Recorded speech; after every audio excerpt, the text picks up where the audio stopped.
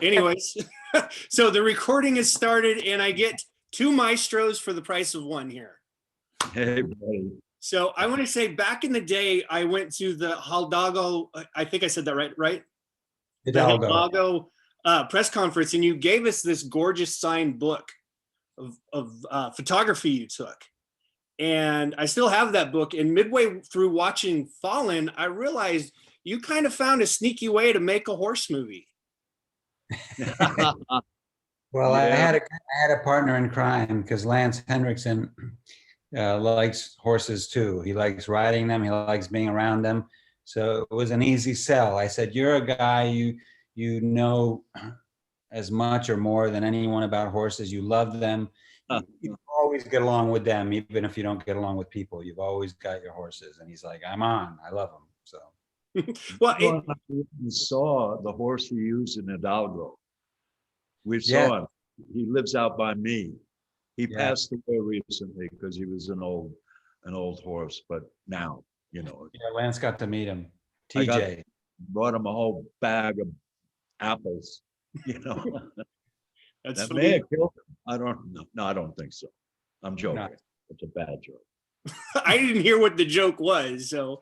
I said I brought him a whole bag of a bushel of apples and fed them all to them. We broke them up and fed them, you know. Yeah. So I got scared that I might.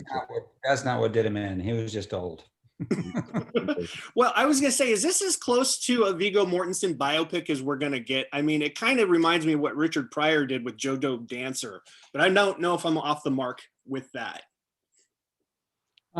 Well, yes, it is a very personal story because the foundation of it is memories of my childhood and adolescence, memories of my more recent experiences with dementia, with both my parents, stepfather, many members on both sides of my family. But it's still a fiction. It's not really a biopic. There are elements, there are fragments of conversation, there, you know, the whole duck story that you see at the beginning of the movie, that's taken from real memories. And there's enough fragments of real memories in there that I decided to dedicate the movie, as you saw, to Charles and Walter Mortensen, who are my brothers, because they share that same upbringing, you know, with me.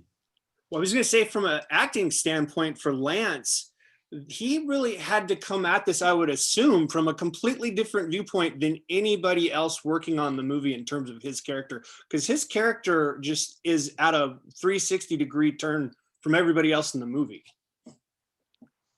Well, Viggo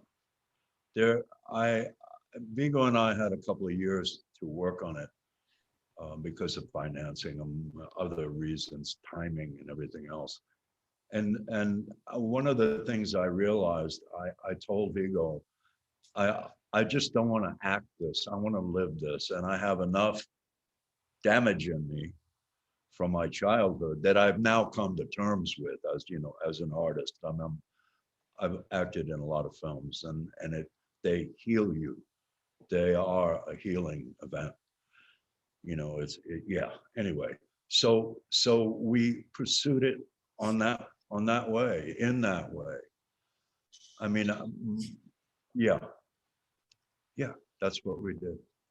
And we're celebrating now because the movie's going to open in a few days. So yeah, it's a celebration. Well, I was going to say, I watched this alone in my bedroom on a rainy Saturday afternoon, and I feel like I lived the movie. And I know a lot of people are bemoaning the loss of movie theaters right now, but I thought for this movie, this was way more of an intimate viewing experience than I think I would have gotten in a theater.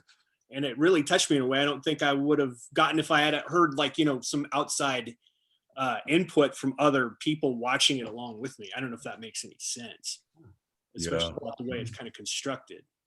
I hope that other people feel that way because, you know, owing to the pandemic situation, when the movie comes out next Friday, the 5th of February, most people are going to see it streaming. They're going to see it the way you saw it.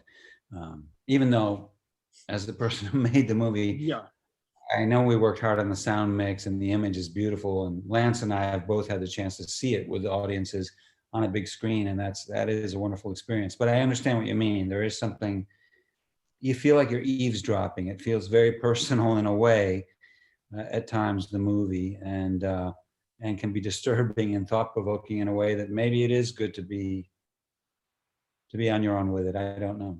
Could be. Well, you brought up the sound mix, and I want to say that the part that really just like hit me so hard was the moan of the mother that comes in during that big climactic end fight.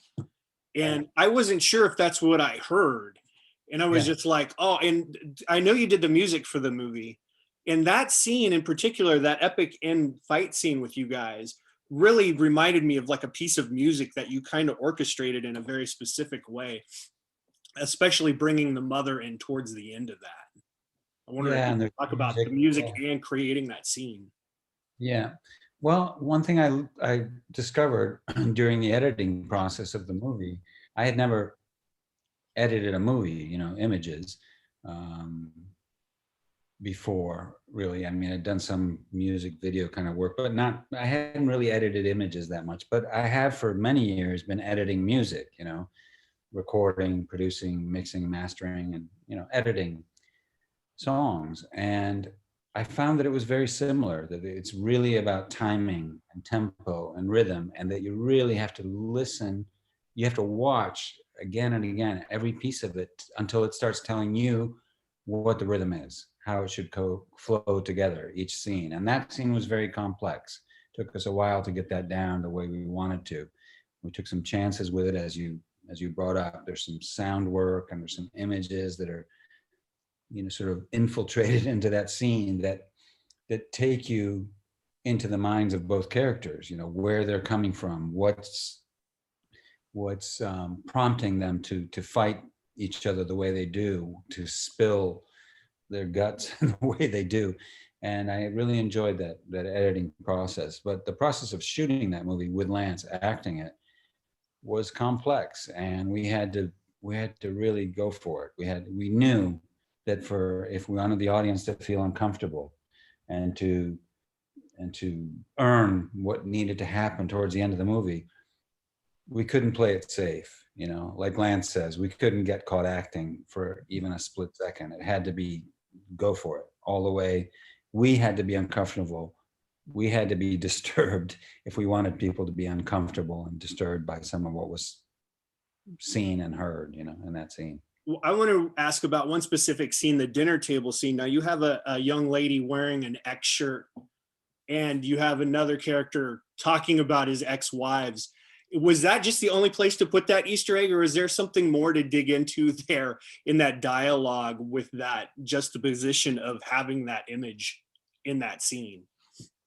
Well, that moment, it's 2009, and for a young woman at that age in Los Angeles, someone who lives in California, it made sense, I mean. Well, that's what I was wondering. It made sense for the scene. Yeah, it makes sense that she would be an X fan. Is that a scene behind you, by the way?